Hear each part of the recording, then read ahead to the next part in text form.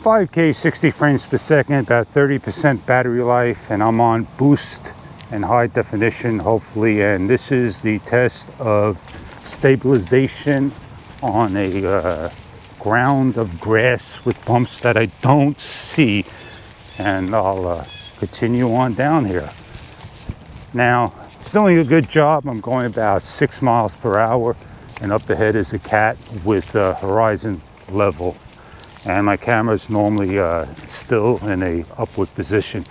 I'm not going to go over the bottle that you see right ahead, but I am going to turn on to the tall grass. I'm hitting bumps, and there you go. So that should say to you how well Hypersmooth 4.0 is. Now I can put this video up for download so you could have some fun doing your own editing, but it's going to be way too long to do. So ladies and gentlemen, I do thank you for this actual raw footage posted directly to YouTube. Oh, I'm not going to hit the tree, but here we are, stopping and saying thank you for viewing.